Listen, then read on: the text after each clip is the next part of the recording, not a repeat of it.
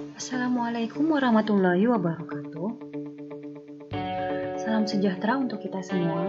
Perkenalkan, nama saya Sri Nurul Aini.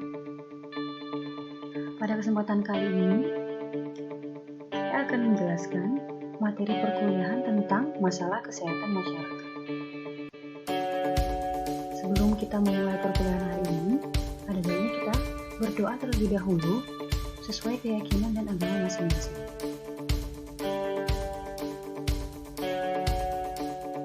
Baik, langsung saja.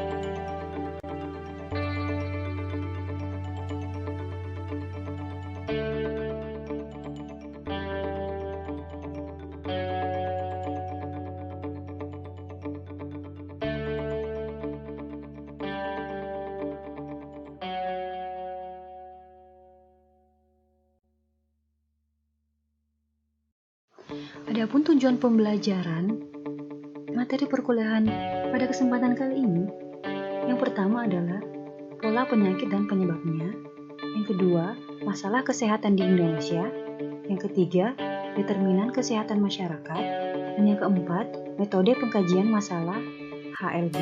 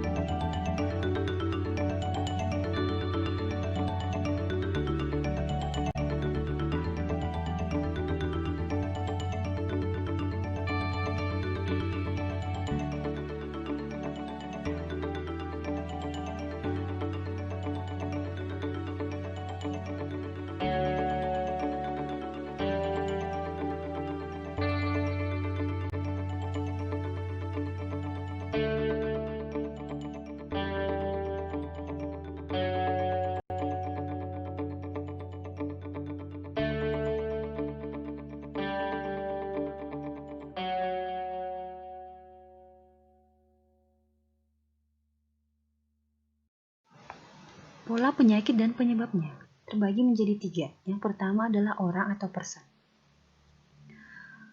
Berdasarkan umur merupakan salah satu faktor dalam penyelidikan epidemiologi untuk keperluan penelitian. Beberapa pembagian kelompok umur menurut WHO adalah sebagai berikut. Menurut tingkat kedewasaan, 0 sampai 14 tahun adalah bayi dan anak-anak. Kemudian 15 sampai 49 tahun adalah orang dewasa muda. Kemudian 50 tahun ke atas adalah orang tua. Interval 5 tahun yaitu kurang dari 1 tahun, di mana 1 sampai 4 tahun, 5 sampai 9 tahun, 10 sampai 14 tahun, kemudian 60 tahun ke atas. Kemudian jenis kelamin. Ada beberapa penyakit yang sering terjadi pada laki-laki maupun perempuan. Hal ini disebabkan oleh faktor-faktor hormonal dan lingkungan. Sebagai contoh, terjadinya penyakit jantung koroner, prevalensinya lebih banyak terjadi di antara laki-laki muda dibanding wanita muda. Atau contoh lainnya, prevalensi penyakit gagal ginjal kronik berdasarkan data riset kesehatan dasar atau Riskesdas pada tahun 2013. Pada laki-laki sebesar 0,3%, di mana lebih tinggi dibanding perempuan yaitu sebesar 0,2%. Kemudian untuk ras, penyakit tertentu banyak muncul pada ras tertentu seperti perbedaan kulit putih dan hitam. Pada penyakit kanker kulit misalnya. Kemudian status perkawinan. Berbagai penelitian menunjukkan bahwa angka mortalitas lebih rendah terjadi pada orang-orang yang menikah dibandingkan dengan orang-orang yang bujang atau belum menikah. Karena ada kecenderungan orang yang tidak menikah lebih sering berhadapan dengan penyebab penyakit atau adanya perbedaan gaya hidup. Kemudian status sosial ekonomi. Berdasarkan pakar di bidang gizi menunjukkan bahwa di negara berkembang seperti di Filipina dan Indonesia, penyakit kekurangan gizi banyak dijumpai pada penduduk yang berpenghasilan rendah. Kekurangan gizi yang terjadi pada penduduk yang berpenghasilan rendah dikarenakan kekurangan zat gizi makro maupun zat gizi mikro. Hal ini umumnya disebabkan karena ketidaktahuan dan rendahnya kemampuan beli masyarakat dari kelompok sosial ekonomi rendah terhadap bahan pangan yang bergizi baik. Kemudian struktur keluarga. Struktur dan besarnya keluarga berpengaruh terhadap kesakitan, seperti gangguan gizi dan pemanfaatan pelayanan kesehatan. Jumlah keluarga yang besar, hidup dalam suasana sanitasi yang rendah, sering dijumpai penyakit menular dan kurang energi protein atau KEP pada anak. Kemudian jenis pekerjaan. Jenis pekerjaan dapat berperan dalam timbulnya penyakit antara lain. Misalnya, situasi pekerjaan yang penuh dengan stres dapat berperan dalam timbulnya penyakit hipertensi dan ulkus lambung misalnya. Kemudian ada tidaknya gerakan badan dalam pekerjaan. Nah, di Amerika Serikat menunjukkan bahwa penyakit jantung koroner sering ditemukan pada mereka yang mempunyai pekerjaan yang kurang adanya gerak badan. Yang kedua, berdasarkan tempat atau place, yang terdiri dari batas-batas daerah pemerintahan.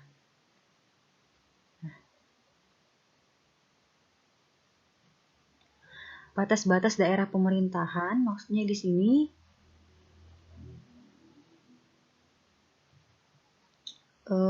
adanya batas-batas di setiap provinsi ataupun kabupaten atau kota.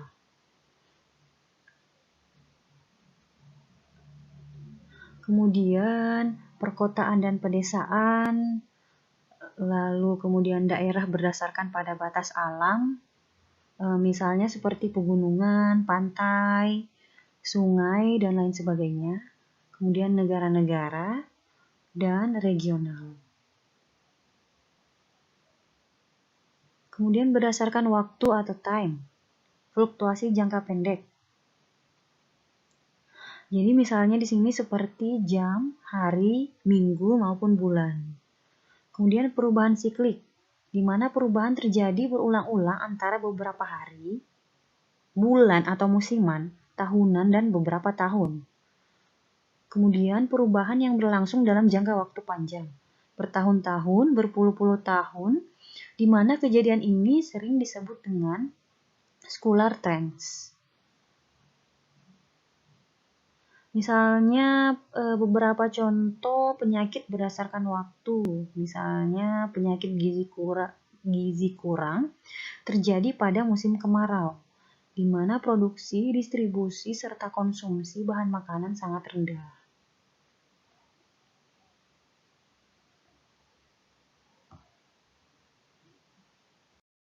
Penyebab penyakit atau agent terbagi menjadi 3. Yang pertama, agent hidup.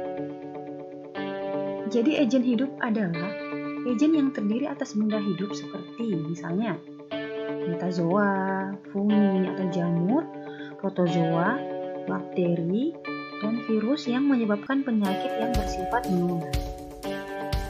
Kemudian yang kedua, agent tidak hidup. Agent tidak hidup dapat berupa zat kimia yang dapat dibagi lagi ke dalam zat kimia berasal dari luar tubuh.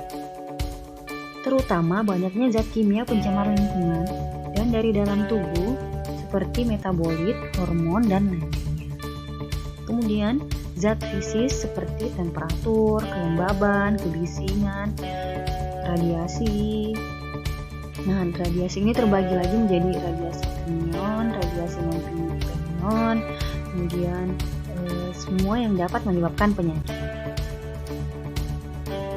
Selain itu, kekuatan mekanis seperti tumbukan, seperti halnya pada perkelahian, peperangan, kemudian faktor fisiologis seperti usia, misalnya ketuaan yang menimbulkan penyakit geriatrik, dan kehamilan dapat menimbulkan keracunan, eklamsi, dan lain sebagainya. Kemudian faktor psikologis seperti tekanan jiwa akibat hubungan antar manusia yang tidak selaras. Kemudian yang ketiga, faktor penentu pada agent. Nah, karakteristik agent dengan berbagai faktor penentunya yang terdiri dari bagi agent hidup seperti prosedur identifikasi, komposisi kimia, komposisi genetik, enzim, reservoir, sistem transmisi, latensi, virulensi, dan lain sebagainya. Nah, bagi agent tidak hidup, prosedur identifikasi, dosis efektif, ekokinetik, farmakokinetik, toksisitas, sistem transmisi, dan lain sebagainya. Karakteristik agent hidup, proses deteksi dan identifikasi penyebabnya terdiri dari 4. Yang pertama, apakah sudah diketahui apa yang dicari dan bagaimana mencarinya. Kemudian, apakah diketahui bentuk atau morfologi bila mikroba. Kemudian, adakah media untuk membiaknya. Dan yang terakhir, bagaimana bentuk koloninya, warna, dan pewarnaan apa yang baik untuk identifikasi sehingga spesies dapat diketahui.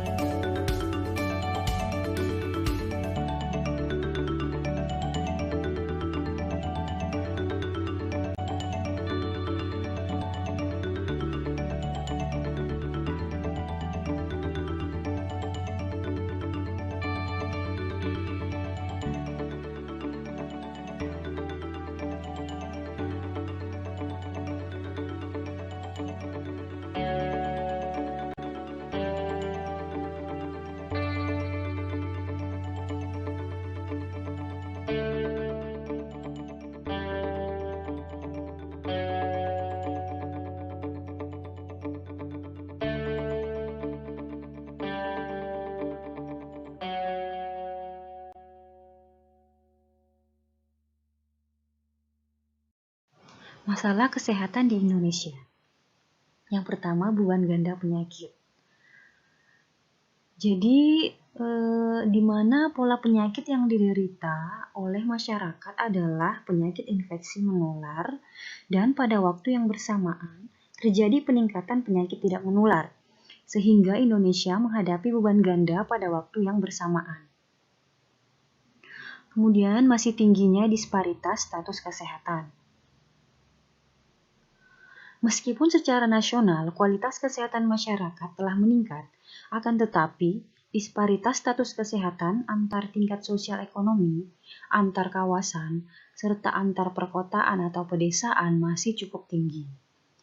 Di banyak provinsi, angka kematian bayi dan anak terlihat lebih buruk dibandingkan dengan situasi di beberapa negara Asia termiskin. Kelompok miskin mendapatkan akses kesehatan yang paling buruk dan umumnya mereka sedikit mendapatkan imunisasi ataupun mendapatkan bantuan tenaga medis yang terlatih dalam proses melahirkan. Jadi kematian anak sebelum mencapai usia 5 tahun dari keluarga termiskin mencapai sekitar 4 kali lebih tinggi dibandingkan anak dari keluarga terkaya. Kemudian kualitas, pemerataan, dan keterjangkauan pelayanan kesehatan masih rendah. Angka penduduk yang diimunisasi mengalami penurunan semenjak pertengahan tahun 1990, di mana hanya setengah dari anak-anak di Indonesia yang diimunisasi. Indonesia bahkan telah tertinggal dibandingkan dengan negara-negara seperti Filipina dan Bangladesh. Di sebagian besar wilayah Indonesia, sektor swasta mendominasi penyediaan fasilitas kesehatan. Dan saat ini terhitung lebih dari 2/3 fasilitas ambulans yang ada disediakan oleh pihak swasta.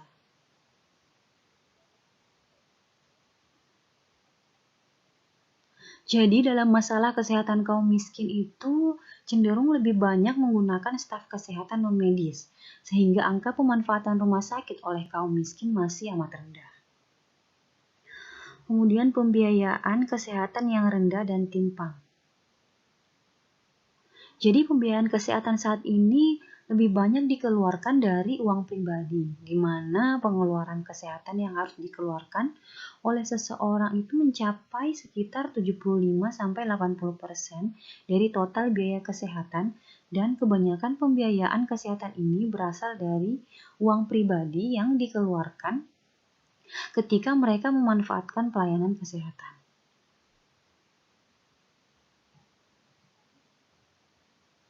Jadi secara keseluruhan, total pengeluaran untuk kesehatan di Indonesia lebih rendah dibandingkan dengan sejumlah negara tetangga lainnya. Hal ini disebabkan karena rendahnya pengeluaran pemerintah maupun pribadi untuk kesehatan. Kemudian desentralisasi menciptakan tantangan dan memberikan kesempatan baru. Nah, saat ini pemerintah daerah merupakan pihak utama dalam penyediaan fasilitas kesehatan. Jumlah pengeluaran daerah untuk kesehatan terhadap total pengeluaran kesehatan meningkat dari 10% sebelum desentralisasi menjadi 50% pada tahun 2001. Hal ini dapat membuat pola pengeluaran kesehatan menjadi lebih responsif terhadap kondisi lokal dan keragaman pola penyakit.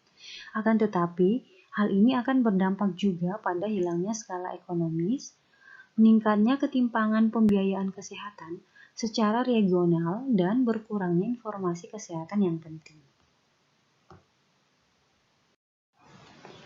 Masalah kesehatan yang lain, angka penularan HIV/AIDS.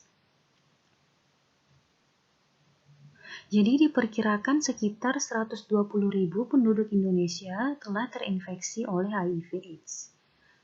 Dengan konsentrasi terbesar berada di provinsi dengan penduduk yang sedikit, termasuk Papua. Dan di kota kecil maupun kota besar yang terdapat aktivitas industri, pertambangan, kehutanan, dan perikanan.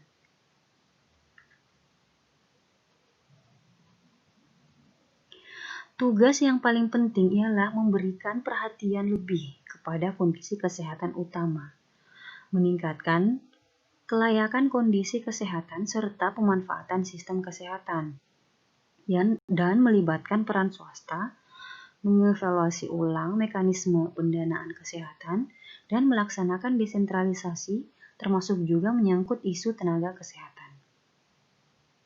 Kemudian terbatasnya tenaga kesehatan dan distribusinya tidak merata, terutama di daerah yang di daerah pelosok ya. Terkadang ada beberapa daerah yang tenaga kesehatannya itu masih sangat terbatas. Kemudian perilaku masyarakat yang kurang mendukung pola hidup bersih dan sehat. Lalu kinerja pelayanan kesehatan yang rendah. Kemudian rendahnya kondisi kesehatan lingkungan. Nah, maksudnya di sini masih rendahnya kondisi kesehatan lingkungan juga berpengaruh terhadap derajat kesehatan masyarakat.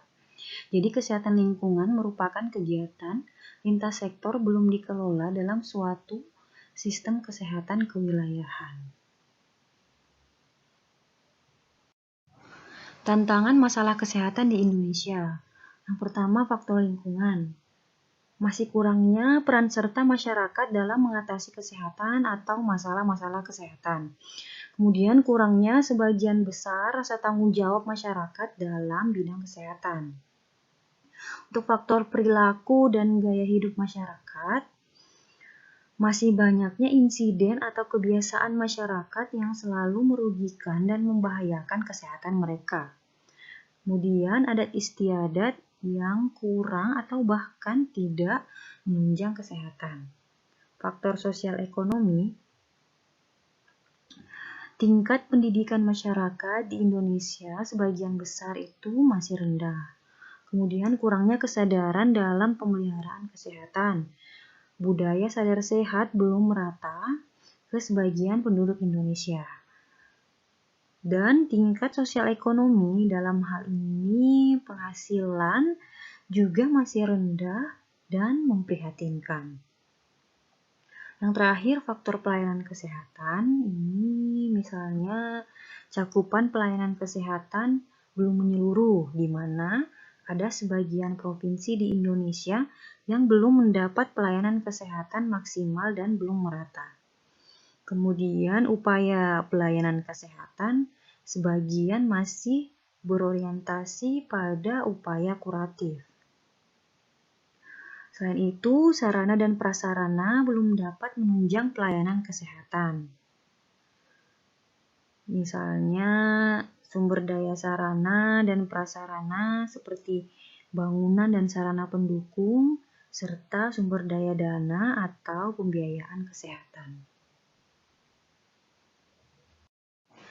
Determinan kesehatan masyarakat ini berdasarkan teori klasik dari H.L. Bloom pada tahun 1974 yang menyatakan bahwa ada 4 determinan utama yang mempengaruhi status kesehatan masyarakat seseorang, individu, kelompok, maupun masyarakat. Yang pertama adalah faktor lingkungan. Jadi faktor lingkungan ini sangat besar pengaruhnya terhadap status kesehatan. Nah, faktor lingkungan ini terdiri dari 3 bagian.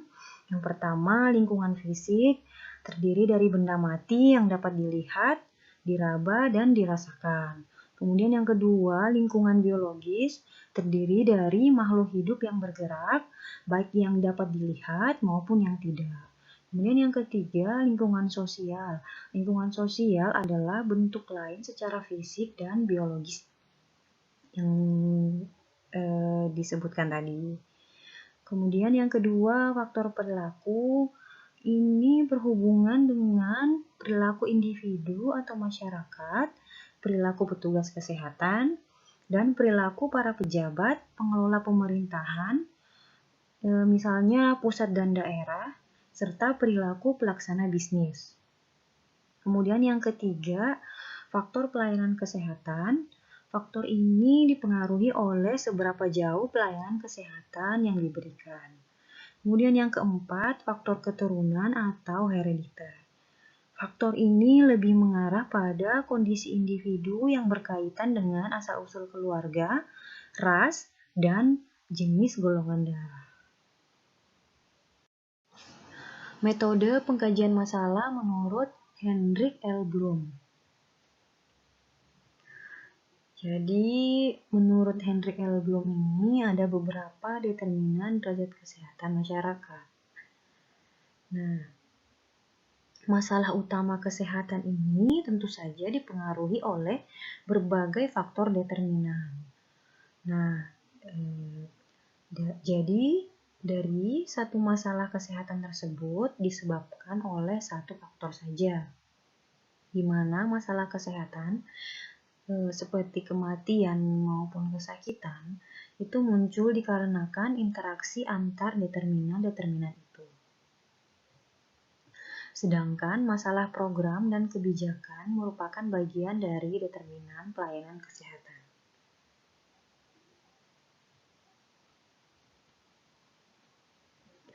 Nah, jadi jika kita lihat berdasarkan bagan ya,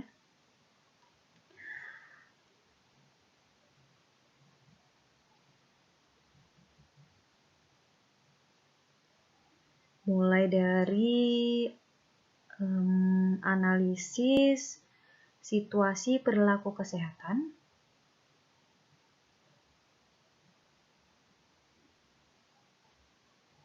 boleh kita mulai dari situ. Jadi pada analisis perilaku kesehatan ini merupakan analisis perilaku kesehatan yang terdiri dari elemen perilaku kesehatan yang sangat penting untuk intervensi kesehatan, seperti kepercayaan, gaya hidup, pola pencarian pengobatan, dan lain sebagainya. Kemudian analisis situasi lingkungan kesehatan. Nah, ini maksudnya adalah determinan utama dari banyaknya masalah lingkungan kesehatan yang terjadi itu terkait masalah infeksi dan beberapa masalah penyakit non-infeksi. Misalnya polusi dan kecelakaan. Oleh karena itu, sebagaimana halnya dengan perilaku kesehatan, intervensi atau program kesehatan lingkungan harus mendapat prioritas dalam program kesehatan masyarakat. Kemudian, analisis situasi kependudukan.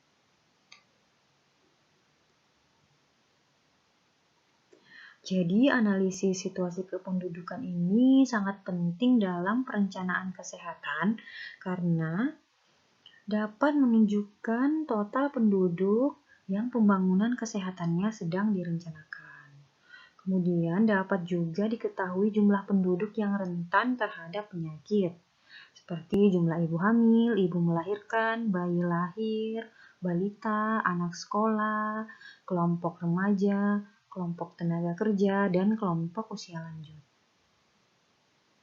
Selain itu, dapat menggambarkan distribusi penduduk daerah di tiap kecamatan-kecamatan. Kemudian, dapat juga dipergunakan sebagai denominator dalam menghitung rate suatu kejadian atau keadaan atau suatu masalah kesehatan. Nah, selanjutnya, analisis program dan pelayanan kesehatan. Jadi, analisis masalah program dan pelayanan kesehatan ini pada dasarnya adalah sebuah sistem.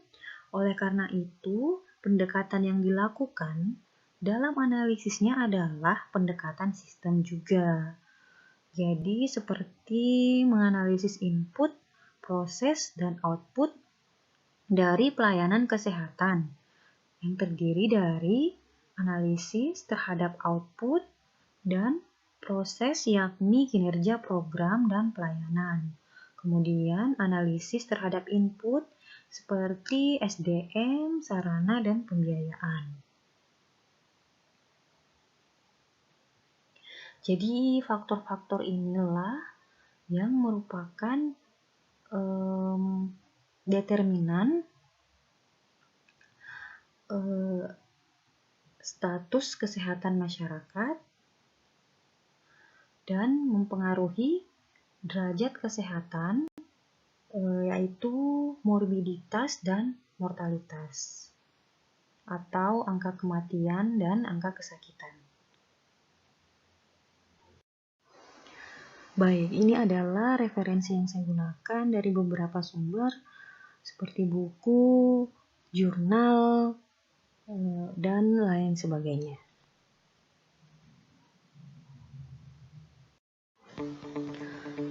Baiklah, sekian dan terima kasih.